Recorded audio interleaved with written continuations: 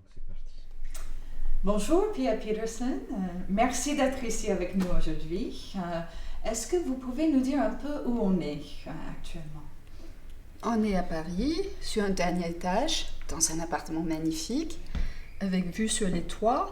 On est à la rue Château d'Eau. Voilà, C'est ça. Quartier nord de Paris que j'adore. Que C'est vous un quartier adorez. que j'aime. Ouais. Qu'est-ce que vous adorez dans ce quartier? C'est encore un quartier très populaire. Et il n'en reste plus beaucoup de quartiers comme ça à Paris. Et il y a beaucoup d'animations dans la rue, des gens qui vivent 24 heures sur 24, et c'est un peu... Ça n'existe plus trop à Paris, quoi. Oui. Et vous connaissez Paris depuis longtemps? Je suis là depuis 28 ans. Ça fait du temps, hein. J'ai dit d'abord j'étais en avance, maintenant je crois que je suis en retard par rapport. Mais 28 ans à peu près. Oui. Donc, est-ce que vous pouvez nous parler un petit peu plus de Paris, de la place de Paris dans votre vie et de votre rapport à cette ville à plusieurs niveaux, c'est-à-dire personnel mais aussi professionnel. Que représente Paris pour vous? Paris, c'est la ville que j'ai choisie, mais que j'ai choisie parce que aussi que je l'aimais dès que j'ai connu Paris depuis que j'étais toute petite. Et je me souviens quand je venais en vacances, puisque mon père il habitait en France, quand je venais, mais je parlais danois, je ne parlais que le danois. Je parlais danois avec lui, donc j'avais pas vraiment de contact en direct avec la langue française. Hein. Mais quand je venais en vacances, je voyais les étudiants qui se promenaient avec des cartables et plein de livres sous les bras et qui se parlaient. Et je me souviens que ça m'avait énormément impressionnée. Je me suis dit, j'aimerais bien ça, pouvoir comme ça, flâner avec des copains avec qui j'étudie et avoir plein de bouquins sous le bras, mais pour en parler. Ce partage-là était important pour moi. Donc je crois que c'était peut-être un peu de ça qu'est venue en fait, l'idée réellement d'écrire en français. Et donc, après, j'avais été en Grèce, j'avais été un peu à gauche et à droite, et puis finalement, je suis arrivée jusqu'à Paris, parce que Paris, c'est vraiment un endroit où je me sens vraiment chez moi, Paris. Ouais. C'est peut-être le seul endroit dans le monde où je me sens aussi bien. C'est d'une ville qui est à la fois une très vieille ville, donc elle a toute cette histoire, et puis en même temps, elle bouge quand même, elle va vers l'avant, elle essaye de faire des choses tout en restant dans des vieilles pierres. Donc c'est vrai que c'est une ville que j'aime, c'est une ville qui est à la fois poétique, à la fois romantique, à la fois spirituelle. Elle dégage beaucoup de choses. Et vous vivez à Paris? Vous avez un appartement? J'ai vécu à Paris. Maintenant, je squatte à Paris. C'est une manière aussi de vivre à Paris. Oui. J'ai un petit domicile dans le sud de la France, un petit studio à Marseille, où je suis de temps en temps. La plupart du temps, je suis à Paris. Je suis à Paris, donc je vis un peu à gauche et à droite, chez des copains qui me prêtent un studio ou un appartement parfois, quand ils ne sont pas là. Et comme j'ai plusieurs amis qui ne sont souvent pas là, j'ai presque toujours un domicile à disposition. Est-ce que vous rentrez...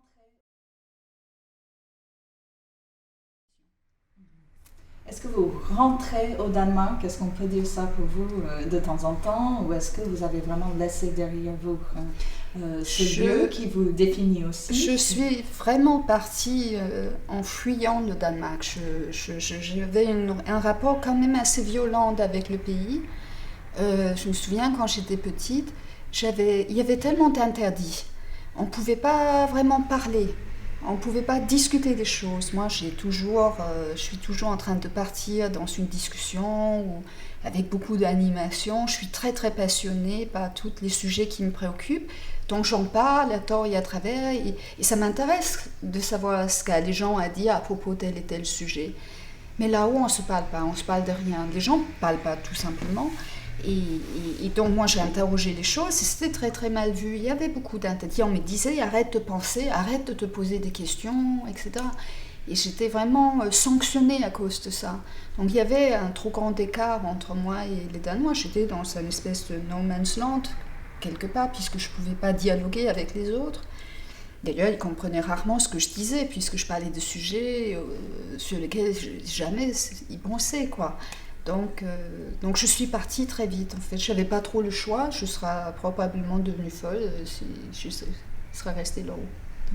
Donc, je suis partie et je suis arrivée à Paris.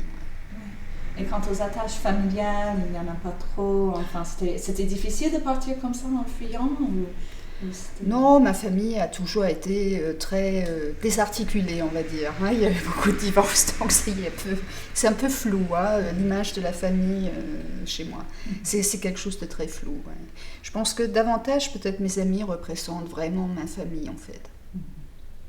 Et pour vous, l'itinéraire, donc, c'est entre le Danemark et la France pour la plupart, en passant par la Grèce.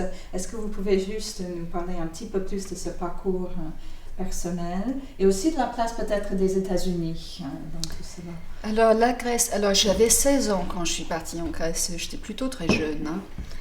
Et j'étais partie, j'avais lu Zorba le Grec de Nikos Kazantzakis et j'avais lu ce roman et j'avais tellement adoré ce personnage, vraiment parce qu'il était tellement plein de vie et plein de chaleur et plein de spontanéité et plein d'humanité en fait.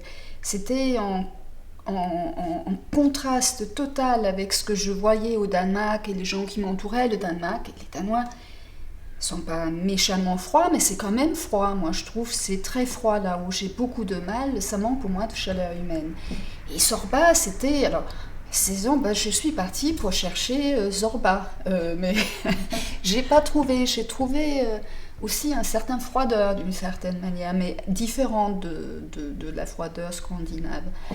Mais j'étais partie pour ça. Je voulais trouver cette humanité très chaleureuse et qui avait le courage de l'amour, je crois, quelque part, mais de l'amour au sens vraiment noble. Et bon, évidemment, à 16 ans, en Grèce, c'était pas facile. Hein. Il y avait tous les Beach Boys là autour.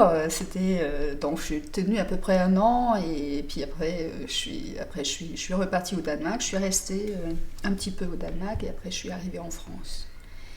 L'idée initiale étant que je devais partir en fait en Californie avant d'aller en France. Et puis finalement il s'est passé des choses et donc finalement je suis pas partie en Californie mais je suis arrivée directement à Paris. Voilà. L'idée étant que je finisse à Paris. J'ai commencé par la fin.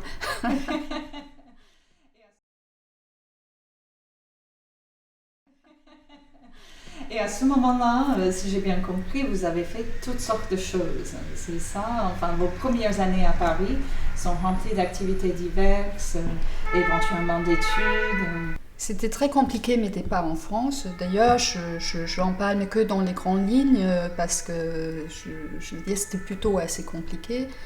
Il y avait beaucoup de phases extrêmement dures parce que d'abord je ne parlais pas la langue, donc il fallait que j'apprenne la langue et j'ai appris la langue par moi-même. J'avais un dictionnaire, j'avais un bouquin, Le Rouge et le Noir de Stendhal et je traduisais une dizaine de mots par page. Et après, en écoutant dans la rue et tout ça, j'ai arrivé à comprendre le sens, donc j'ai arrivé à faire des phrases et à comprendre ce qui se disait, donc j'ai arrivé à me débrouiller à peu près. Et puis est venu le moment où je me suis dit, maintenant je ne peux pas aller plus loin moi-même, je n'avais pas les moyens de prendre un professeur ni rien. J'étais vraiment très pauvre, hein. Je faisais la manche, sur livre. Je devais beaucoup étudier en fait pour arriver au niveau, puisque j'avais décidé de m'inscrire dans un entrée spéciale à l'université. Il fallait avoir un niveau que je n'avais absolument pas. Je suis partie de l'école à 16 ans. J'étais d'ailleurs un étudiant absolument médiocre. Et donc je suis allée m'inscrire à l'entrée spéciale de l'université. Et de là, j'ai commencé à étudier à l'université en philo. Et évidemment, je devais travailler énormément puisque je n'avais absolument aucune culture, d'aucune sorte. Aucune culture littéraire, aucune culture artistique, aucune culture scientifique. Je devais absolument tout apprendre. Donc pendant une dizaine d'années, toute ma jeunesse en fait, j'étais l'aînée complètement dans le bouquin. Je ne levais jamais la tête. D'ailleurs, je n'avais pas envie de lever la tête parce que quand je voyais ce qui se passait dehors, je ne trouvais pas ça très motivant. Alors j'étais plutôt très très sauvage, je restais enfermée sur mes bouquins. Je travaillais avec divers petits boulots, juste assez pour payer mon loyer. Pour le reste, je faisais la manche. Voilà. J'avais très peu de temps à ma disposition pour m'occuper à manger. Par exemple, pour savoir le budget que je devais avoir pour le mois pour manger, je calculais combien de pâtes je mangeais par jour. Comme ça, je partageais le paquet en 5 jours. Et je savais que ça me coûtait tant. Donc avec 10 euros, je pouvais tenir une semaine, voire une semaine et demie. Et donc ça voulait dire que je devais travailler moins ou faire moins la manche. Donc c'était vraiment très calculé. Alors des fois, il y avait des imprévus, une facture d'électricité que je ne pouvais pas assumer. Mais il y a toujours eu des copains qui m'ont aidé. C'est vrai qu'il y a des gens sur mon parcours qui m'ont quand même aidé. Voilà. Ça, c'est très bien. C'est juste une petite question, ça me fascine cette idée de faire la manche. Est-ce qu'il y avait un endroit spécifique où ça marchait bien? Est-ce que vous avez essayé de parler pour avoir plus d'argent, ou chanter, ou danser? Non, je faisais rien parce qu'en fait, comme j'ai toujours fait en sorte que ma pauvreté ne se voyait pas. Et comme j'ai toujours eu l'air d'être plutôt un peu bourgeoise, on s'est dit non, mais je disais que de l'argent pour téléphoner. Donc j'avais l'air vraiment d'avoir besoin de téléphoner. Donc, les gens me donnaient assez facilement, ils n'avaient pas l'impression de le faire de l'aumône. Ça ne se voyait pas que je faisais la manche. C'était vraiment, on me donnait un coup de main exceptionnel. Donc ça marchait plutôt bien. Mais je prenais jamais plus que ce dont je n'avais besoin. Je faisais vraiment juste pour manger. De temps en temps, je volais un peu dans les magasins, mais toujours les trucs, juste ce qu'il fallait pour me nourrir en fait. Vraiment, c'est tout. Et puis je me nourris. Je m'habillais quand même avec des vêtements que ma famille jetait ou des amis jetaient et que je pouvais récupérer. J'avais jamais de vêtements à ma taille. C'était un grand luxe il y a 10 ans quand j'ai pu commencer à acheter des vêtements moi-même à ma taille. Ah, ça, c'était vraiment luxueux. J'imagine. Et puis on peut parler aussi d'un certain pari, donc, dans vos œuvres, dans vos écrits, qui est parfois aussi le pari des pauvres, le pari des gens qui sont dans la rue. J'aime aussi, enfin on peut parler dans un sens vaste de comment vous écrivez et comment vous décrivez la ville. Et moi j'aime bien, on voyage dans Paris, on a des indications de où on est à Châtelet, on est sur telle ou telle rue. Et si on connaît Paris, surtout, on se situe très facilement sur la carte, sur le plan de Paris. Donc, comment est-ce que Paris est entré dans vos écrits? En fait, après que je suis partie de Paris, je suis partie à Paris parce qu'il y a eu une série d'accidents dans ma vie qui étaient assez graves. Il fallait que je parte de Paris. Et donc, j'avais suivi un homme dans le sud et je me suis installée à Marseille un peu au hasard, en fait. Et c'est vrai que je ne suis pas très, très liée à cette ville-là. Et très vite, Paris a commencé à me manquer. Mais là, j'étais toujours assez pauvre. J'étais trop pauvre pour quitter Marseille. Je ne pouvais plus revenir en arrière. Et ça commençait à me manquer beaucoup. Donc, comme j'ai commencé à écrire c'était un deuxième roman, mais j'avais commencé à écrire ce roman pour Actes Sud, enfin avec la surveillance très discrète du père Nissen, qui avait déjà dit qu'il voulait suivre mon évolution à l'écrit. Il avait dit, je voudrais voir comment vous commencez votre roman, comment vous progressez, je voudrais voir vos notes, vos premiers jets, le tout premier qui n'est pas travaillé. Et donc, comme je lui avais envoyé le début de mon brouillon, il m'avait envoyé un contrat et un petit chèque. Et donc, comme Paris me manquait beaucoup, j'ai installé mon roman à Paris. D'abord, dans un premier temps, ça me faisait repenser à Paris. Donc, dans ma tête, je vivais complètement à Paris. Et puis, très vite, je me suis rendu compte qu'il fallait quand même y être à Paris. J'aime avoir cette réalité réelle dans le roman, dans laquelle je peux loger la fiction. J'aime bien ce mélange entre réel et fiction. Et donc, ça m'a permis d'aller à Paris et pour tout ce qui est rue... immeubles, etc. J'utilise un temps fou dans les rues et avec mon calepin et aussi un appareil photo. Ou en tout cas, quand je fais ça aux États-Unis, c'est avec un appareil photo parce que je ne peux pas juste prendre le train pour y retourner. Donc ça, c'était vraiment parce que j'avais le désir de quitter Marseille, j'avais envie de retrouver Paris et donc c'était vraiment une sortie pour moi. D'ailleurs, dans mon premier roman, c'est Parfois à discuter avec Dieu, Ça se passe en hiver et je souffrais beaucoup de la chaleur cette année-là de Marseille. Donc le fait d'être tout le temps dans une ambiance froide, ça me permettait de survivre à cette espèce de canicule épouvantable qu'on avait à ce moment-là. Et il a dû faire quelque chose comme 46 degrés chez moi et je n'avais pas de climatisation. Alors c'était vraiment chaud. Hein. Donc il fallait vraiment imaginer l'hiver. Ah oui, j'ai imaginé l'hiver. Ça marchait hein, parce que ça a eu un effet. Et puis après j'ai pu partir. Et puis après je suis montée à Paris. Et puis depuis j'ai commencé à monter quand même beaucoup à Paris. Et maintenant je suis quasiment que à Paris. Et pour la profession. Et pour la profession d'écrivain, j'imagine que ça aide d'être à Paris. Hein. C'est vraiment un centre littéraire. Ah oui, en dehors de Paris. Alors, c'est-à-dire que quand on est très connu comme écrivain ou très installé, on peut vivre où on veut. Là, ça n'est plus le problème. Mais afin de se poser et de vraiment être dans le paysage littéraire de la France, c'est obligé d'être à Paris. Oui, parce que c'est pour des interviews ou pour des librairies, c'est quand même beaucoup plus simple. Vous rencontrez les gens que vous connaissez dans la rue, donc du coup, petit à petit, ça prend plus forme. Oui. Et est-ce que vous pouvez nous dire quelque chose sur le fait d'être donc d'origine étrangère et être écrivaine ou écrivain de langue française? Parce qu'on parle beaucoup aux États-Unis de la francophonie et normalement ce mot est réservé au contexte du postcolonialisme, si l'on veut. Mais c'est un mot qui est une étiquette qu'on met par-ci par-là, qui a plutôt des connotations très positives aux États-Unis. On adore les écrivains postcoloniaux. Comme Alain Mabanckou, que vous connaissez par exemple, qui a beaucoup de succès dans les départements de français, notamment aux États-Unis, dans les universités, qui est traduit aussi, qui a un poste. Donc on est vraiment un peu fou de cette idée-là de la francophonie. Mais je sais qu'en France, c'est pas toujours la même chose. Donc je me demande quel est votre rapport à ce terme. Est-ce que ça change avec les années? Est-ce que vous êtes un écrivain francophone? Et qu'est-ce que c'est aussi d'être un écrivain de langue française avec les origines étrangères, c'est-à-dire auxquelles on est souvent renvoyé ou dont on est obligé de parler? Enfin, comment ça se passe pour vous? Eh bien, dans la francophonie, c'est assez compliqué. Mon histoire avec la francophonie est plutôt complexe puisque je suis danoise, donc je ne suis pas dans la géographie et je ne suis pas dans les ethnies non plus. Hein, j'ai adopté la langue française. J'ai été me battre pour avoir la langue française. J'étais allée la chercher. Je n'ai pas attendu qu'on me la donne. J'étais allée la chercher, la langue. Donc je suis francophone, francophile.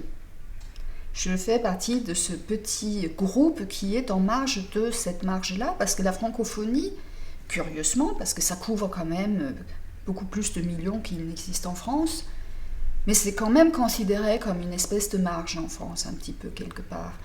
La francophonie, c'est les gens qui viennent d'ailleurs, qui exercent différemment le français, et c'est vrai que les français du métropole, ils sont un petit peu, ils savent pas trop comment se positionner contre ça.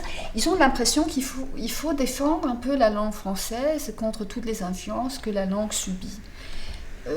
Et ils sont un peu, on sort un peu, pour eux on sort de Chateaubriand, on sort de Victor Hugo, ce qui est totalement faux, hein, parce que Victor Hugo il vit nettement plus ailleurs qu'en France, hein. On parle plus de Victor Hugo sans doute dans d'autres pays qu'on en parle en France.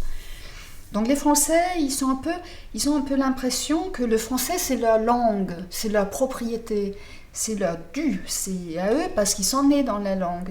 Moi, en tant que francophile, j'ai dit non, c'est une langue. Je choisis la langue que je veux, où que je veux, je l'apprends, je l'exerce, c'est ma langue. C'est ma langue autant que la langue des Français. Je veux bien apprendre les règles grammaticaux, etc., mais j'utilise uniquement ce qui m'intéresse. Et je n'accepte absolument pas qu'on m'explique que ce n'est pas comme ça que ça s'écrit. Tant qu'on ne peut pas me prouver que cela est interdit, on ne peut pas me le dire. Au nom de quoi? Et au nom de quoi quelqu'un qui est né en France aura plus de droits sur cette langue que moi? Pour moi, j'ai exactement les mêmes droits, sinon plus, parce que je me suis quand même beaucoup bagarrée pour ça. Donc je considère que la langue est à moi aussi. Donc ça ne se discute pas. Maintenant, vis-à-vis de la francophonie, ça a été très long et extrêmement compliqué, puisque comme je suis danoise, j'écris en français, mais j'ai toujours un passeport danois. Et je me souviens toujours, quand il y avait le Salon du Livre à Paris, qui ouvrait ses portes pour la francophonie. On a dit, on va déposer mon dossier, je suis quand même, et en plus francophile, c'est francophone plus. Et ben non, on a dit non, elle ne nous intéresse pas, c'est une danoise, elle n'est pas vraiment francophone. Donc voilà, reculer, pas le droit d'y participer, très bien. L'année suivante, c'était les Français. On dit, ok, mais puisqu'on a bien dit que j'étais un écrivain français, et donc pas francophone, donc d'expression française, on dépose mon dossier. Eh ben non, mais vous êtes quand même danoise. Très bien, ok, bon, ça commence à être compliqué. Vient après la tour aux Scandinaves. On fait donc le salon du livre pour les Scandinaves. Ah là, j'ai dit carrément, on dépose le dossier. Là, c'est vrai qu'à ce niveau-là, je suis devenue un peu têtue. Là, pour moi, c'était vraiment une espèce d'interdiction quelque part, et je n'acceptais pas. Je n'accepte pas les interdictions, j'ai horreur de ça. Et donc, je voulais absolument déposer le... En fait, je m'en fiche un petit peu d'être là-dedans, mais là, c'est devenu vraiment une histoire de principe. Donc, on dépose à nouveau mon dossier et j'apprends que je suis un écrivain francophone et de langue française et je n'ai rien à faire avec les Scandinaves. Donc, c'est comme si le fait d'être dans ma position a toujours été des moi. Et justement, Mabankou m'a beaucoup accompagné à ce niveau-là. Lui, il est congolais, français, et maintenant il peut ajouter américain en plus, mais tout ça est francophone. Tout ça, ça fait des plus. Donc, il va aller couvrir tous ces domaines-là. Chez moi, curieusement, puisque je viens du Nord, ça vient que des moins. Alors, je me suis dit, mais peut-être que le Danemark n'est pas assez exotique. C'est vrai, les gens ne meurent pas de faim, il n'y a pas de guerre, il n'y a pas de dictateur, il n'y a pas eu des problèmes majeurs. Peut-être qu'il n'y a pas assez de misère pour justifier ma présence dans la francophonie. Ça m'a amené à toute une suite de réflexions sur qu'est-ce que c'est qui fait réellement problème aujourd'hui. Et ce qui fait ces problèmes qui touchent une partie du monde, c'est quand même des problèmes qui sont considérés de façon totalement exotique. C'est considéré comme des problèmes exotiques d'une certaine manière, puisqu'on les utilise un peu comme une manière de voyager, et on aime bien voyager dans la misère. Alors c'est vrai que j'ai fait quelques romans qui ont été vraiment très violents sur cette question-là. Ouais. Oui, c'est excellent. Et ça me fait penser aussi beaucoup à ces catégories qu'on cherche peut-être tous comme êtres humains, mais qui sont très importantes, surtout en France. On veut savoir où placer quelqu'un. Tout à fait. Là, j'avais rencontré quelqu'un qui m'avait dit, mais quand même, il faut admettre que c'est pas facile. D'abord, t'es danoise, donc tu t'écris en français, mais avec un passeport danois toujours. Mais au lieu d'écrire sur Paris ou sur le Danemark, non, tu t'exiles, tu te délocalises. Tu vas aux États-Unis. Ah, c'est vrai, j'ai besoin d'air. Donc. Et les gens ont beaucoup de mal avec ça. C'est vrai qu'on s'attend à quelque chose. Donc, si vous êtes danoise, on veut un roman qui traite du Danemark, peut-être. Il y a quelque chose. À la limite, Paris, oui, absolument. L'expérience d'un Danois à Paris, et même d'une Danoise. Quoique, on m'a déjà dit que je n'étais pas censée. D'abord, je n'étais pas censée écrire sur la France puisque je ne suis pas française. Donc, je suis censée écrire sur le Danemark, mais j'ai vécu même pas 14 ans au Danemark. Donc, je veux dire, ça fait pas c'est pas comme si c'était la majeure partie de ma vie. Mais je connais pas si bien que ça. Maintenant, je connais moins bien, quoi. C'est vrai qu'il y a c'est vrai qu'il y a cette idée qu'il faut écrire par rapport à là où on est. Oui, mais pourquoi ? C'est comme la langue. Pourquoi ? Je veux dire, on peut choisir sa langue, on peut choisir son pays. Moi, j'ai choisi mon pays, mais pour l'écriture, je peux aller n'importe où. Alors, c'est pas parce que je suis pas née en Afrique que je peux pas écrire sur l'Afrique. C'est pas parce que je suis pas née aux États-Unis que je peux pas écrire un roman qui se passe aux États-Unis, ou en Inde, ou en Chine. Je sais pas. La mondialisation, c'est cette ouverture-là. Et c'est ce que j'ai trouvé formidable dans la francophonie, ce qui est si dangereux aussi en même temps, puisque ça devient aussi un peu sectaire quand même, un petit peu. Tant qu'ils font pas cette percée pour amener là-dedans les gens qui exercent la langue par choix, qui restent dans une espèce de géopolitique interne, ça va toujours être un problème pour penser à tout ce qui fait problème aujourd'hui.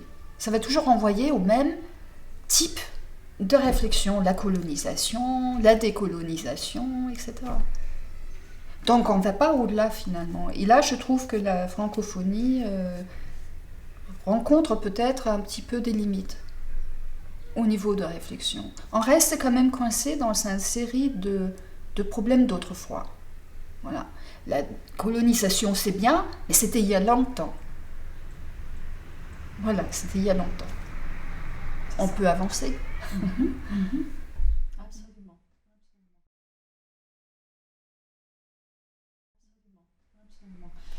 Je voulais vous demander, donc, la place des voyages, ça semble très important pour vous, pour nourrir votre esprit, pour vous donner des idées. Est-ce que vous pouvez parler un peu du voyage dans votre vie? Moi, j'étais née au Danemark, c'est vrai que c'est un petit pays très pépère et très tranquille, donc je le vois sur les Danois, ils vivent dans une espèce de fiction de société absolument parfaite, et ils ne se rendent absolument pas compte de ce qui se passe ailleurs dans le monde. Pour eux, c'est du cinéma, en fait, c'est du cinéma. Donc c'est vrai que d'abord j'ai commencé à voyager à l'intérieur de l'Europe, et puis bon, une fois là j'ai l'impression d'avoir fait un peu le tour, donc je vais au-delà de l'Europe, et puis je me rends compte quand même au fil des différents voyages que la planète est toute petite. Mais c'est vrai que ça nourrit, bien sûr, que ça permet de voir les problèmes sous des angles différents. J'avais écrit un roman, Yuri, le roman s'appelle Yuri, qui réfléchit sur la politique sécuritaire, entre autres, et toute la surveillance qu'on a au travers des caméras, téléphones et tout ça. Et je me rends compte que ce roman-là s'adresse à une partie du monde seulement, mais il y a toute une autre partie du monde où ils n'en sont pas là encore, où ils auront besoin d'un principe de précaution qui leur permet d'avancer un petit peu. À Haïti, par exemple, il n'y a pas de principe de précaution, il n'y a pas de politique sécuritaire ni rien, ils en ont besoin. Donc je me suis rendu compte que quand même, ma réflexion n'était pas assez mondialisée encore ou assez universelle. Donc il a fallu que j'ouvre davantage. Et c'est pour ça que je me déplace comme ça. Et puis je suis un peu impatiente, je n'ai pas encore cherché, je n'ai pas encore trouvé ce que je cherchais. Donc je continue sans doute à voyager jusqu'à ce que j'ai trouvé ce que je cherchais. Vous avez été à Haïti, c'est ça? Oui, en résidence d'écrivain, des 3 semaines. Ouais. Oui. Ah oui, je m'attendais à que ce soit un choc, donc j'étais pas choquée. Je m'attendais à que ce soit très, très, très dur, très brutalement dur, quoi. Mais en même temps, il y a aussi... c'est terrible, il y a pas de... C'est comme s'il n'y a pas... C'est comme s'il n'y a pas vraiment, je veux dire, ils n'ont pas de matériel pour travailler. Donc, ils ne peuvent pas avancer parce qu'ils n'ont pas de matériel pour faire les choses, quoi. Mais en même temps, il y a une énergie fou, quoi. Il y a une énergie qui est stimulante. Il y a une énergie, ça grouille, ça court, ça court sans doute nulle part, parce que quand même 10 millions sur un petit morceau de terre qui tourne en rond comme ça, c'est comme une cocotte minute un peu. Mais vraiment, c'est vrai que j'étais vraiment très... J'étais vraiment en suspens quelque part, parce que c'était très, très violent, mais dans le sens positif. Ouais. Ça m'a appris beaucoup de choses auxquelles je n'avais jamais pensé. Ouais. Ça m'a obligée de déplacer complètement ma pensée, me placer sous d'autres angles pour regarder le monde aussi.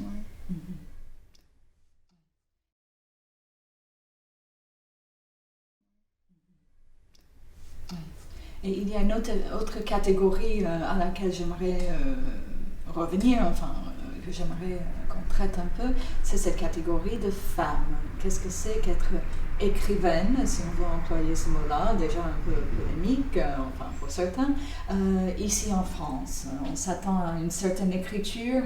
Aux États-Unis, on connaît bien la théorie française féministe, dont on parlait depuis les années, on en parle encore, mais ça date des années 70, on parle d'une écriture féminine, et on pose ces questions-là. Mais qu'est-ce que c'est qu'être une femme aujourd'hui qui écrit en français? Il y a question de plumes féminines. J'étais souvent invitée à des espèces de petits débats écriture féminin, la plume féminine, mais moi je suis pas très féminine dans mes écrits. c'est un peu, ça marche pas. J'ai dit mais quand même vous voulez pas que je parle des crèches pendant qu'on y est. Donc je le refuse maintenant.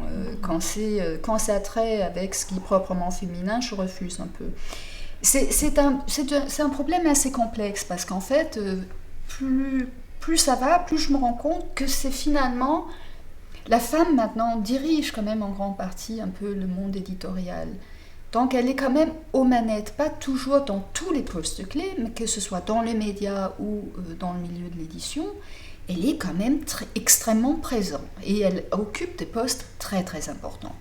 Donc elle a quand même un pouvoir. Mais elle a créé quand même, malgré ça, aussi un espèce de ghetto. Finalement, je me rends compte que la femme concède plus de liberté d'écrire aux hommes qu'aux femmes.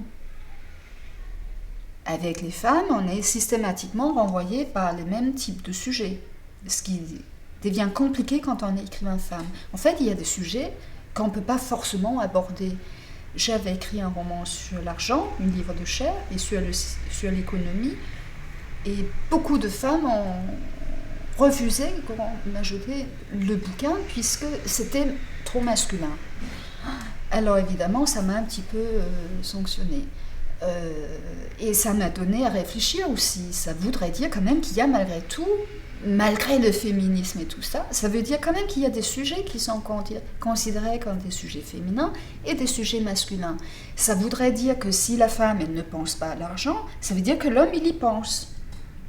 Alors évidemment, j'ai commencé à réfléchir de là aussi, à me demander dans quelle mesure la femme, elle allait au-delà d'elle-même pour s'intéresser à quelque chose qui n'était pas propre à sa sensibilité ou qui n'était pas dans son environnement proche. Donc la femme et l'universalité. Dans quelle mesure est-ce que la femme, elle tend vers l'universalité ou pas? Alors c'est compliqué être écrivain femme, mais pas là où on pourrait l'imaginer finalement. C'est ghettoisé. Bon, en même temps, c'est vrai qu'il y a encore des vieux relents mais c'est pareil, c'est les femmes qui placent les hommes aussi maintenant dans ces choses-là. C'est vrai que c'est souvent des hommes qui vont s'occuper de parler de sujets intéressants. Rarement les femmes. Cela dit, il y a peu de femmes aussi qui écrivent sur ces sujets-là. Je parle là en fiction, je ne parle pas en essai, etc. Donc si les femmes n'écrivent pas sur des sujets comme ça, c'est vrai qu'on ne peut pas les inviter. Et là, c'est vrai qu'il ne suffit pas qu'il y en ait une ou deux qui va aller chercher ces sujets-là. Il faut qu'il y en ait plus. Mais c'est pas ça qui intéresse, je crois, la plupart des écrivains femmes. Je ne sais pas, en fait, j'en connais quelques-uns qui sont plutôt plus virils dans leur écriture. Je connais plusieurs écrivains beaucoup plus... Mais ça en fait un pourcentage infime. Oui. Je pense que même, quand on voit une écriture de femme, on s'attend souvent à ce que les personnages soient féminins aussi. Mais les personnages le sont presque toujours, sauf dans le polar. Oui. Et j'avais lu toute une série d'écrivains femmes il y a quelques années, et j'avais abandonné parce que je trouvais que c'était trop féminin, c'était pas assez neutre ou universel. C'est-à-dire qu'il y avait beaucoup de tics féminins qui me dérangeaient. Et j'avais écrit après ça quelques romans à la première personne où la première personne était une femme, et afin d'y arriver à l'écrire, c'était une fenêtre au hasard, et je suis passée par un homme d'abord. Et après, je l'ai transformé en femme. Sinon, ce n'était pas possible. Comment échapper finalement à tout ce qui fait tic féminin? Et au travers de ces lectures, je me suis rendu compte qu'il y avait beaucoup de ressentiment à l'égard de l'homme, en général. C'est-à-dire, la femme a toujours besoin de se revendiquer face à l'homme. Et ça me dérangeait beaucoup que c'est posé comme ça, de façon un peu agressive. Voilà. Donc c'est vrai que je ne suis pas une spécialiste de la littérature écrite par des femmes, pas en France, non. Voilà. Et vos lectures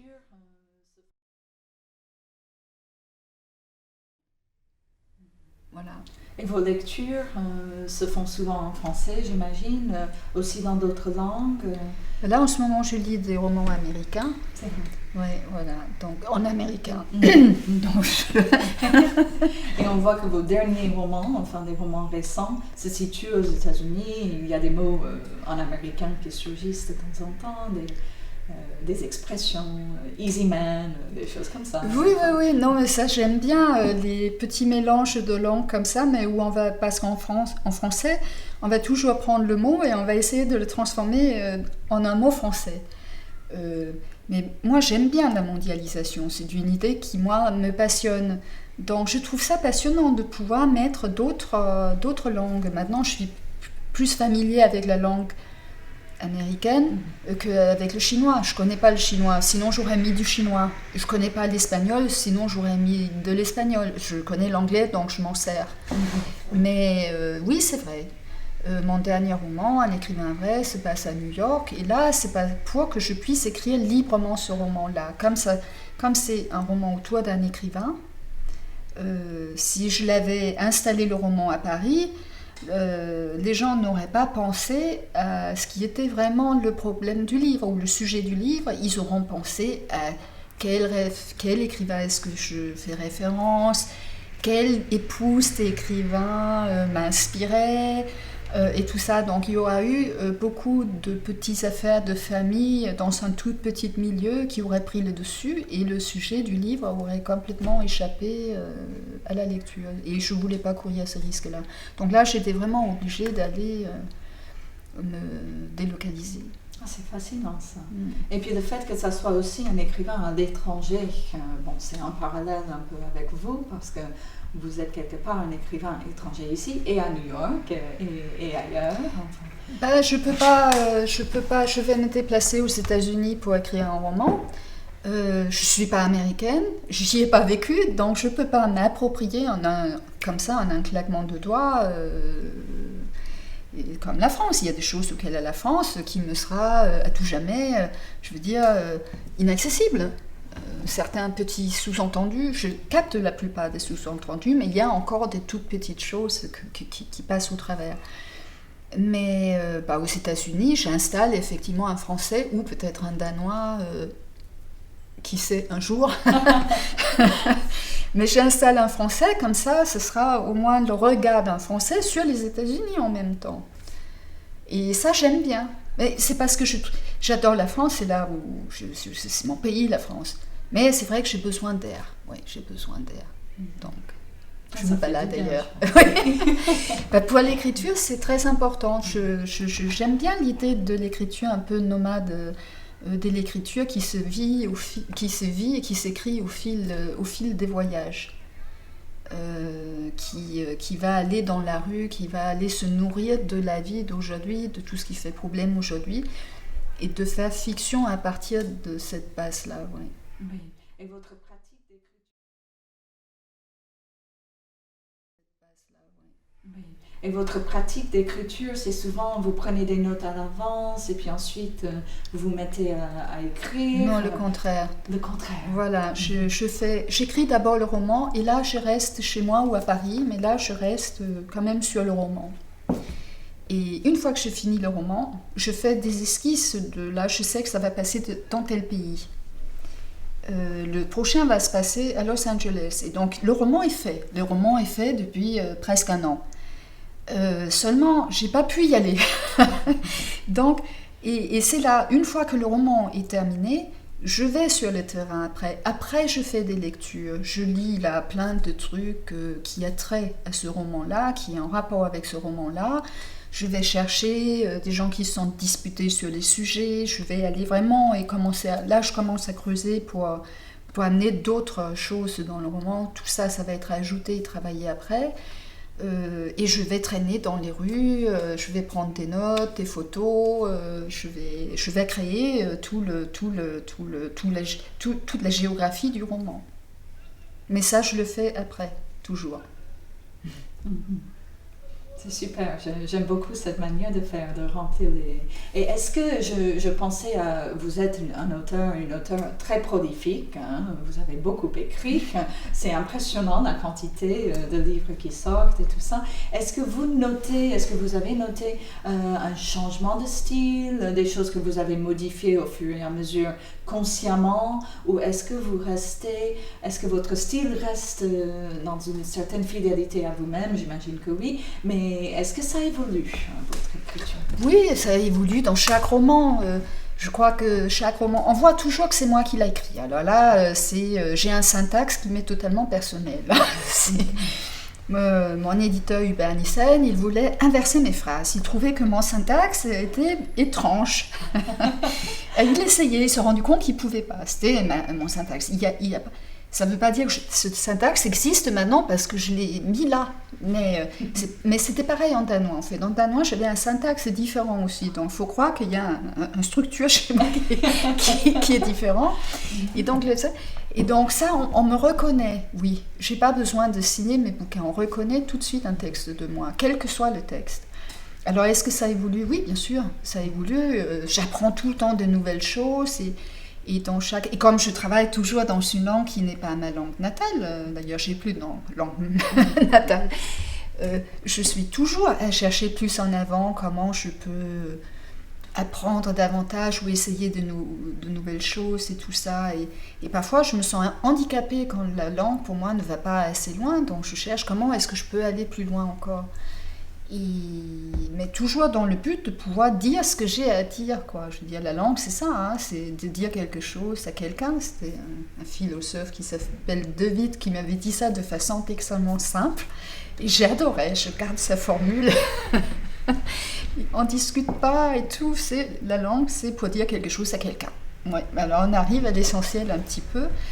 Et donc j'apprends à chaque fois. Puis chaque roman a son rythme. Il y a des romans qui vont être plus rapides. Là, j'ai fait une espèce de lettre, donc c'est un peu épistolaire, je crois qu'il n'y a qu'une seule lettre, mais quand même, c'est un tout autre type d'écriture. Donc, mais on voit quand même, c'est moi, mais je vais faire d'économies sur des choses, je vais ajouter d'autres, enfin, ça fait toujours des... Et j'avais entendu que vous avez le titre de votre dernier roman, la dernière publication, un écrivain, un vrai, que vous avez trouvé ce titre il y a longtemps et qu'il fallait juste enfin écrire le livre un jour. Et donc voilà, le livre qui s'écrit, mais c'est aussi une réflexion à ce que c'est que l'écriture.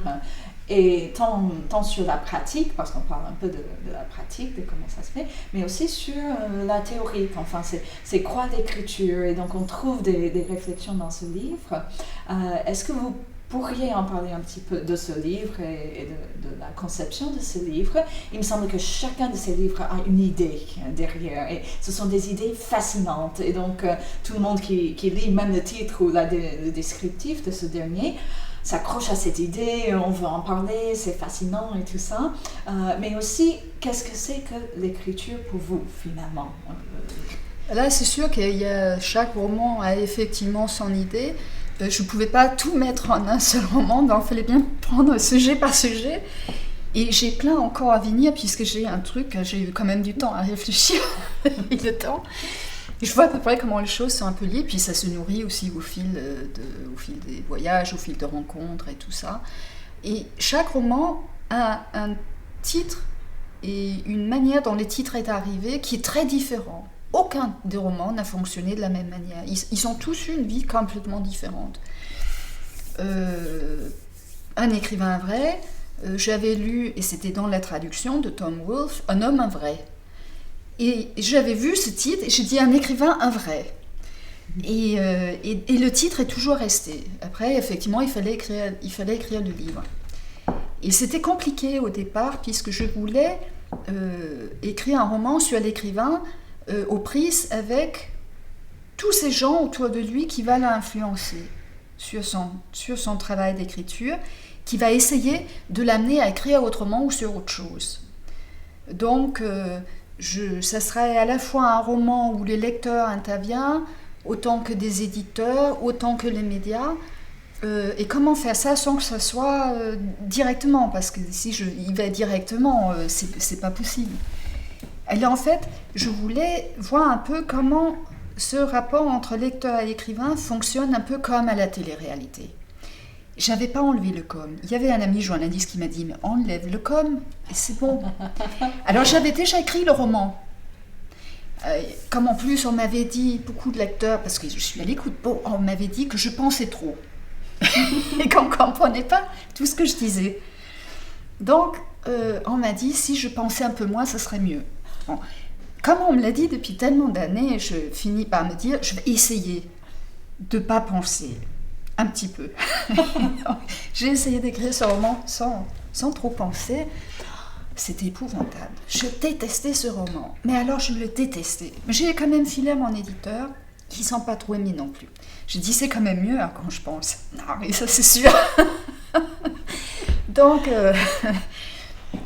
j'ai repris le roman. J'ai démonté le roman un peu comme une voiture. J'ai sorti toutes les pièces, puisqu'il était fade ce roman, il valait vraiment rien. Mais tous les personnages étaient là. Ils avaient bel et bien leur rôle, mais ils étaient fades parce qu'ils n'étaient pas à leur place. Donc, j'ai mis la télé-réalité, j'ai travaillé sur la télé-réalité, et j'ai remis toutes les pièces, et je réécris. Une fois que j'ai mis toutes les pièces en place, j'ai tout réécrit, pour que ça soit vraiment... Mais c'était passionnant comme travail. En fait, ça l'était parce que ça a fait voir le roman d'un tout autre angle, et comme quoi, un petit mot, et ben ça change tout. Alors maintenant, je suis extrêmement méfiant quand j'écris des trucs. Je me dis, qu'est-ce que je n'ai pas vu encore? Voilà. J'imagine. C'est fascinant ça, de défaire et de refaire, et de voir la structure autrement, et comment tout peut basculer en fait.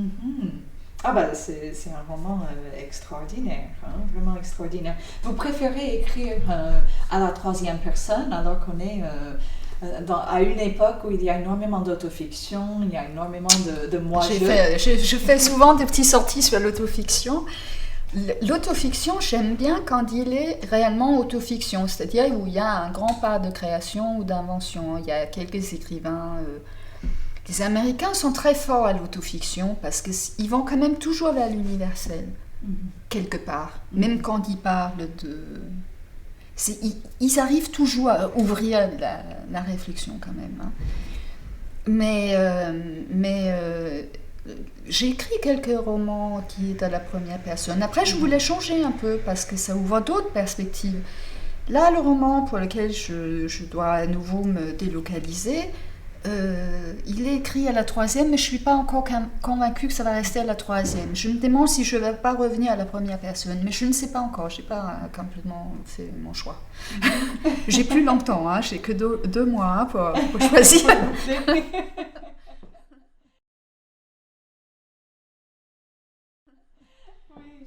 je vois très bien. Et votre nom propre, est-ce que vous avez... pensez à l'idée de prendre un pseudonyme? Est-ce que vous avez un rapport sans problème à ce nom propre? Et aussi, j'aimerais ouvrir la question... À mon propre nom? Oui, à votre nom. J'ai toujours eu des problèmes avec les noms. J'arrive pas à savoir si je corresponds à mon nom et est-ce que mon nom me traduit réellement, fidèlement ou pas. Parfois à discuter avec Dieu, mon premier roman chez Actes Sud, c'était l'histoire d'un SDF qui quitte pas seulement sa maison, mais il quitte aussi son nom propre. Et son nom et son prénom. Et il devient son nom propre. Et en fait, il se donne des noms au fil des jours. Comme ça, selon son humeur. Il se souvient même plus quel était son nom à l'origine. Je m'étais trouvé une longue période de ma vie à avoir, par l'intermédiaire d'un des maris de ma mère, à porter un autre nom. Je m'appelais Israelsen pendant une très longue période. Vraiment, je m'appelais réellement Israelsen. Bon, c'est un nom juif. Mais moi, je ne suis pas juive. Alors, du coup, je me suis retrouvée avec un nom et toute une culture et toute une histoire, finalement, que je ne connaissais pas, mais à laquelle, curieusement, d'une certaine manière, de façon intuitive, je m'identifiais quelque peu et j'arrivais à entrer là-dedans sans y être de là, en fait, du tout. Puis après, j'ai changé de nom à nouveau, je suis revenue à mon nom Peterson. Donc je ne suis pas très attachée à mes noms. J'ai joué avec l'idée d'un pseudonyme souvent, ouais. Mais je n'ai pas encore trouvé un pseudonyme qui me plaisait. Et donc, est-ce que c'est difficile de choisir les noms pour les personnages dans les livres? Et vous jouez aussi avec les noms propres des êtres connus, enfin, qu'on connaît. Oui. Alors, pour les noms de personnages, oui, je suis assez mondialiste là-dessus. Hein. Je regarde dans les prénoms et puis je choisis ceux que j'aime bien. Yuri, le roman Yuri, il est important parce que je trouve que Yuri, ça révèle quand même un personnage assez sombre, très renfermé, avec comme ça plein de secrets. On n'arrive pas à... Je trouve que ce prénom évoque ça. Sinon, il y a des autres prénoms qui sont plus neutres. Mais oui, et puis je introduis effectivement des vrais personnages. J'ai fait ça quasiment depuis le début. J'aime bien, comme j'ai dit, je demande la permission de la personne de l'utiliser encore en tant que personnage dans mon roman, un peu comme dans une pièce de théâtre ou dans un film en fait. Seulement, je prends et je fais ce que je veux avec.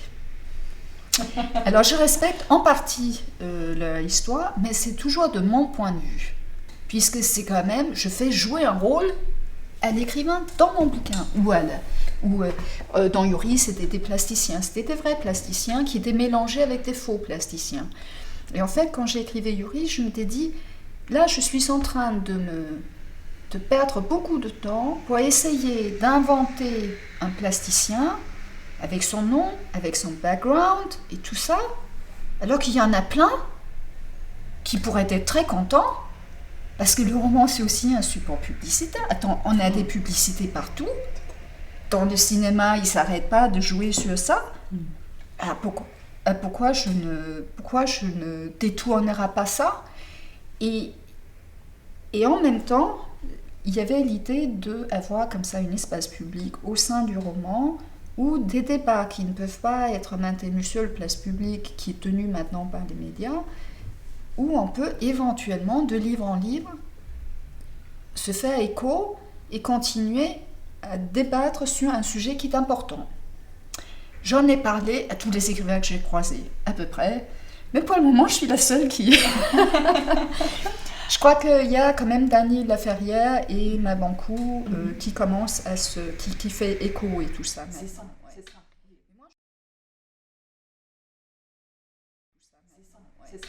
Mais moi, je voulais vraiment que ça se joue autour des sujets. Parce qu'on est tellement manipulé par justement les montages médiatiques quand ils font des émissions, etc., que je dis, dans le roman, on ne peut pas faire ça. Donc, on peut aller jusqu'au bout ou vraiment ouvrir de parenthèses dans un roman. Mais ça sous-entend que le sujet, effectivement, fait le tour chez plusieurs écrivains. Il n'y en a pas un seul qui travaille là-dessus. Mais donc, j'ai introduit des vrais personnages, et je continuerai dans mon roman à venir, il y a aussi des vrais personnages. Il me semble qu'il y a pas mal de lecteurs ou de critiques qui ont du mal avec, justement, ces frontières qui sont floues, le réel et la fiction, et aussi, enfin, si on veut, le sérieux et l'humour, parce que je vois un équilibre très intéressant de ce qui est très sérieux dans votre écriture, et aussi ce qui est léger, pris à la légère, enfin, on peut en rire quelque part. Comment est-ce que vous maintenez ça? Comment est-ce que vous voyez ça? J'ai de l'humour à la danoise, ça, quand même. C'est de l'humour noir, totalement. Moi, je fais de l'humour, personne ne comprend. C'est vrai, on dit que ça ne se traduit pas, l'humour. Oui, c'est ça, c'est spécifique. Non, j'aime beaucoup ça, l'humour, c'est le trait de caractère le plus important en ce qui me concerne. Je ne supporte pas des gens qui n'ont pas d'humour. J'en connais plein qui n'ont pas d'humour, mais pour moi, c'est vraiment le premier trait de caractère qui est important. Ouais. Donc, de l'humour dans les livres, oui. Mais ça sera toujours de l'humour noir, quoi. Ça donne un côté un peu ironique et un peu... Ouais, et un peu... C'est une force incroyable, l'humour, pour écrire. Mais je ne veux pas non plus tourner tourner au-delà de ce que ça peut apporter. Il y a aussi des choses qui sont sérieuses. Moi, je trouve qu'on est face à un monde aujourd'hui où il y a des vrais problèmes sérieux qui se posent et il faut les poser sérieusement. Je pense pas qu'on peut rire de tout. Et il y a des fois, quand je vois des stand-up, il y a des choses qui me choquent, vraiment. J'ai vu ça au Danemark, ça me choque. Ça me choque parce que ils vivent dans une espèce de fiction. Ils ne se rendent pas compte des vrais problèmes qui existent par ailleurs. Et donc, ils peuvent rire de ça, mais parce qu'ils ne savent pas. Et là, ça me choque. Ouais. Ça, il y a des choses qui me choquent et qui ne me font pas rire. Non, dans tout ça, je ris beaucoup et je ne suis pas très sérieuse dans l'ensemble. Mais c'est vrai que dans le livre, oui, il faut qu'il y ait un peu de tout. Ouais. Oui. Et pour vous, est-ce qu'il y a une place pour la musique dans votre écriture? Ça peut être thématique, ça peut être au niveau de la syntaxe, justement du rythme. Est-ce que vous travaillez avec de la musique? J'écris une nouvelle pour la musique qui va sortir dans un ouvrage à plusieurs. Et puis j'écris une petite histoire où j'écoutais de la musique. C'était Boris Vian en Haïti. Voilà. Mais c'est tout petit. Hein. C'était tout petit. Non, j'écoute jamais de la musique chez moi. Jamais. J'aime bien être dans le silence. Quand on sort dans la rue, il y a tellement de bruit, il y a tellement de voix, il y a tellement de tout, du klaxon, de la musique partout. Oh, je peux pas. Là, il faut quand même avoir un moment où on recule, où on a un vrai silence, où on peut retrouver le fil de sa pensée et tout ça. Je discute beaucoup avec des gens dans ma tête. J'ai des très longues discussions en permanence avec des gens. J'ai des interlocuteurs qui habitent ma tête en permanence. Je suis peut-être schizophrène, j'en sais rien. Et puis, quand j'écris, oui, je suis à l'écoute des mots, vraiment. Et j'ai quand même un rythme dans ma tête, à chaque fois. À chaque fois, je fais quand même des mouvements comme ça, avec les mains, ou avec une main, ça dépend. Si j'écris sur le clavier ou si j'écris à la main. Mais il y a quand même toujours... le rythme est important. Je sais pas, aujourd'hui, on voit que les langues changent un peu. Il y a beaucoup de vocabulaire, d'anciens vocabulaires. Il y a comme une espèce de vide. Il va y avoir de nouveaux vocabulaires qui arrivent. La langue a beaucoup muté puisque nous parlons moins de choses importantes et nous parlons de façon plus brève. Donc, on ne peut pas faire les longs discours comme avant. Enfin, je trouve ça aberrant. Donc, au niveau de la littérature, ça change quand même considérablement la donne. Hein. Ça veut dire qu'il faut accentuer ça différemment. Moi, je sais pas, pour moi, le rythme me paraît au moins aussi important que le vocabulaire aujourd'hui. Si on parle de l'idée que le roman doit aussi porter ce qu'il dit. Donc, je me souviens de ça quand je faisais la philo. J'avais toutes mes camarades de classe et les professeurs, ils partaient dans des discours avec des concepts et encore des... Ah mon Dieu, et puis des références, puis ça... Je cherchais mon chemin là-dedans. J'arrivais à suivre, mais ça m'embêtait beaucoup parce que finalement, j'arrive finalement à comprendre ce qui est dit, mais enfin du coup, je suis tellement épuisée que je n'ai plus du tout la capacité de penser par moi-même. Donc je me suis dit, quel est l'intérêt ? Et un jour, j'ai dit à un de mes professeurs, j'ai dit, j'ai rien compris, est-ce que vous pouvez me le dire plus simplement ? Il m'a dit ça, 2 phrases. Il disait rien. Je dis, mais vous m'avez rien dit. Il m'a dit, c'est pour ça que je m'appuie sur le vocabulaire philosophique, ça me permet d'avoir l'air de dire quelque chose, mais je sais très bien que je ne dis rien. Et je me suis dit, il est hors de question que je fais ça. Et j'étais enlevé tout ce qui était pour moi superflu en synonyme et tout ça. Je préfère à la limite avoir une répétition qui permet aux gens de voir tout ce qui est fond et contenu que de s'arrêter sur une histoire de langage qui finalement est purement formaliste. Pour moi, le langage ne peut pas être formaliste. Pour moi, c'est quelque chose de biologique, d'organique, de vivant. Je passe d'une langue à une autre tout le temps. Donc, c'est quelque chose de vivant. C'est pas une histoire de vocabulaire. Pas que une histoire de vocabulaire. J'aime beaucoup ce que vous avez dit sur l'image quand vous étiez très jeune. Vous avez vu des jeunes dans la rue avec les livres, qui allaient en classe peut-être, des universitaires, des étudiants qui allaient discuter de ça. Donc c'est vivant, c'est de la littérature, et ça nous unit quelque part, et que ça vous a peut-être donné l'idée de devenir écrivain. Est-ce que vous trouvez que cette communauté-là, c'est-à-dire dans un bon sens du terme, cette solidarité, cette expérience de venir, de lire, de partager dans un sens, et je pense à votre dernier livre aussi, à ce que c'est que cette écriture en télé-réalité et tout ça. Où en est-on aujourd'hui? Est-ce que vous êtes passé par un stade où vous avez partagé des lectures passionnantes avec d'autres étudiants? J'ai jamais pu arriver jusqu'à partager quelque chose réellement. D'abord, c'était pas parce que je regardais les étudiants, j'avais dit déjà à l'âge de 7-8 ans que j'allais être un écrivain. Ça, c'était une affaire bouclée quand j'étais petite. J'avais dit ça, j'avais posé ça sur la table, maintenant je vis. C'était un peu long pour y arriver parce que j'avais un peu peur de l'écriture aussi. Je me suis dit, oh là là, c'est un truc, je vais devenir à tous les coups folle, ou un truc comme ça, parce que ça, je dois tomber dans des abîmes sans fond. Donc j'étais effrayée à l'idée d'écrire. Mais effectivement, j'avais vu ça et je voulais partager des idées, je voulais et tout ça. Mais les gens ne comprenaient pas trop ce que je disais parce que j'étais toujours en marge quelque part. Je n'arrivais jamais à trouver ma place. Et je voulais trouver ma place. En fait, mon rêve, c'était d'être là-dedans et pas là-dehors toujours. Mais on n'a jamais voulu de moi là-dedans. Donc, je me suis fait une raison. Et maintenant, je suis habituée, je peux pas. Maintenant, je peux plus être dedans, c'est fini ça. Mais je le voulais vraiment, justement pour pouvoir partager. Mais je me suis rendu compte que c'est difficile de partager, puisque les gens, ils s'écoutent pas réellement. Les gens veulent dire les choses, mais ils veulent pas écouter les choses.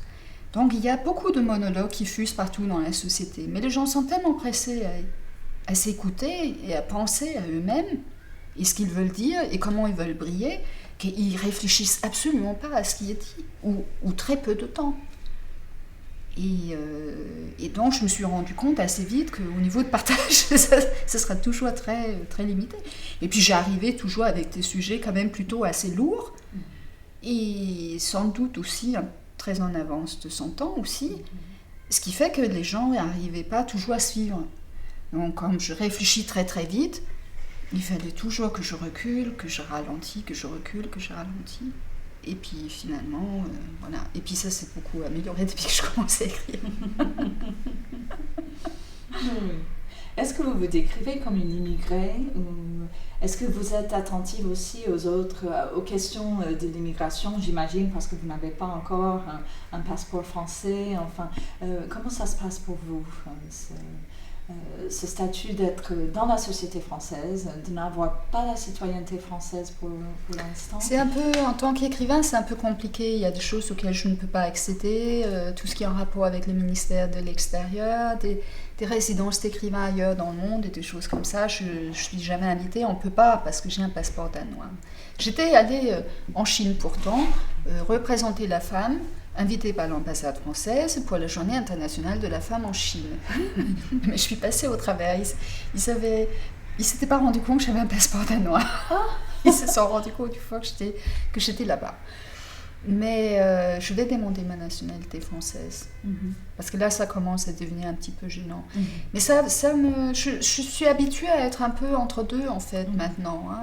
Je suis entre trois langues, je suis entre trois pays, je suis un peu habituée maintenant. Je pense que j'aurai peut-être un effet de claustrophobie si je suis trop entièrement dans son endroit. Maintenant, je vais demander la nationalité française, mais ça sera sans doute pour partir ailleurs pendant un bout de temps. Je ne sais pas si je peux avoir la nationalité et dans le pays de ma nationalité. Alors ça, je ne sais pas, ça me donne la claustrophobie, rien à y penser. Je vois bien, oui. Et donc, vous n'avez plus de langue natale. Et j'ai beaucoup aimé quand vous avez dit ça, parce que vous êtes entre les langues, 2, 3 langues. Donc, est-ce que vous vous exprimez plus facilement en français qu'en danois actuellement? Ah oui, j'ai tout un vocabulaire. Je dispose quand même. Je peux penser en français, mais je ne peux pas penser en danois. Je n'ai absolument pas les moyens. C'est extrêmement compliqué pour moi de penser en danois, d'autant plus que cette langue pour moi est assimilée à beaucoup d'interdits.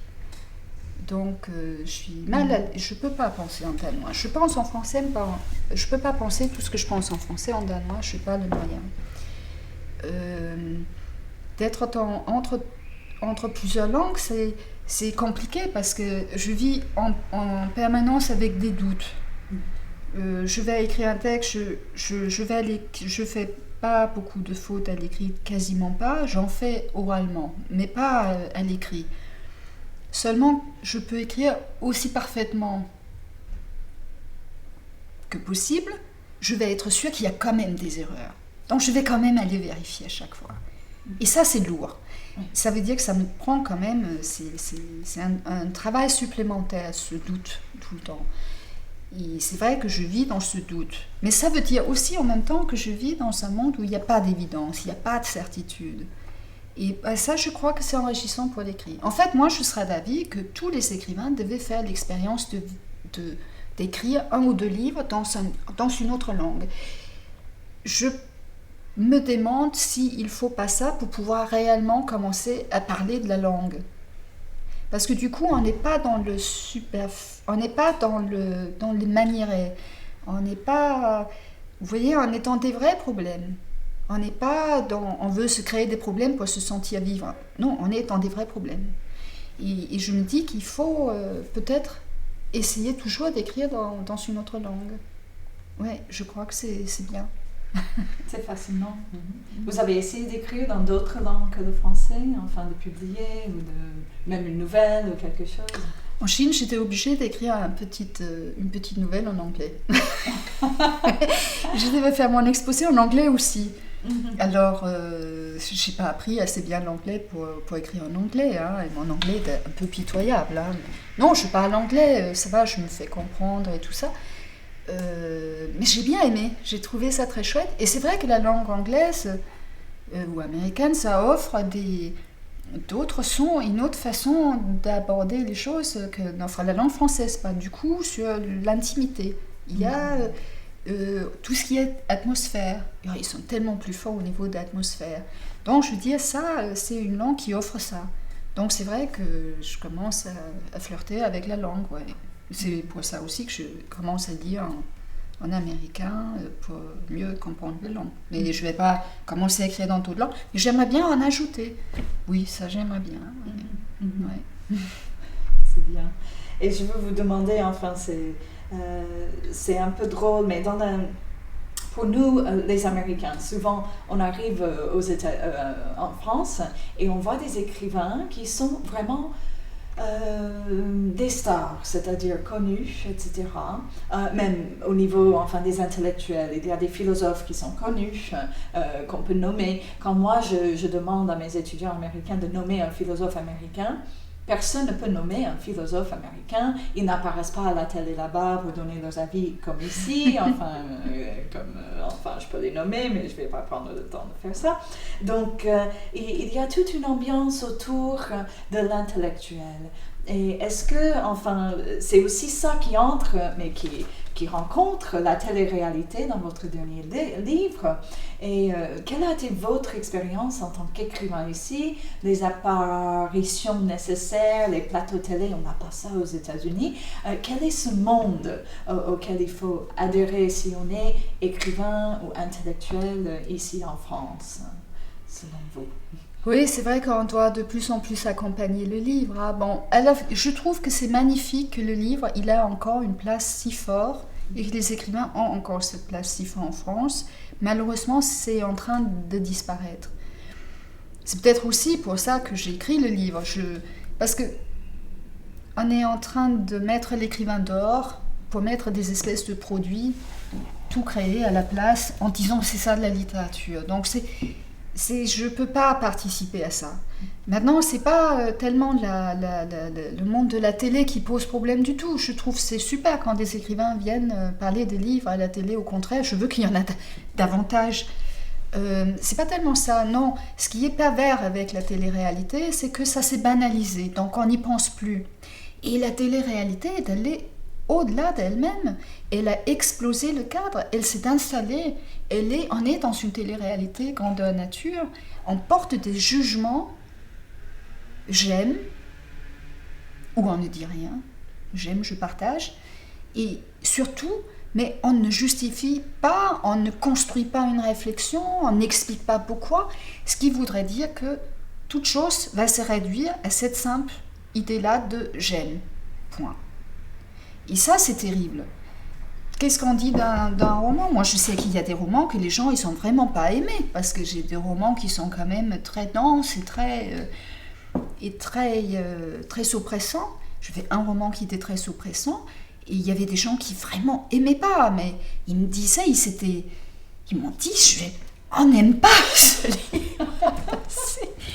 J'ai dit, mais c'est pas grave, vous pouvez pas l'aimer, c'est pas un problème. Mais un livre ne se calcule pas d'après ce qu'on a aimé ou pas. Qu'est-ce que le livre a apporté ? Qu'est-ce que le livre a apporté quand il a été rejeté comme ça ? Ça veut dire qu'il a quand même été touché à quelque chose.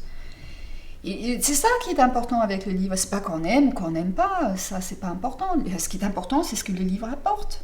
Je vois pas comment on peut lire uniquement dans un esprit de plaisir, comme quand on va aller voir un James Bond ou un film, ou je sais pas ce qu'il y a à la mode maintenant. C'est pas la même chose, c'est pas la même démarche. Je sais pas, quand on lit, c'est pas pour s'évader, mais peut-être sortir de ces certitudes et sortir de ces évidences.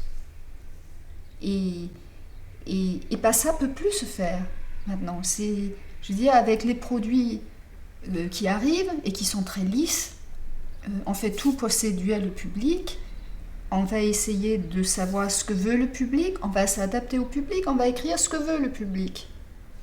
Eh ben alors, la littérature là-dedans, enfin moi personnellement, ça ne m'intéresse pas. Je préfère autant aller creuser des trous en Amazonie. Ouais. Absolument.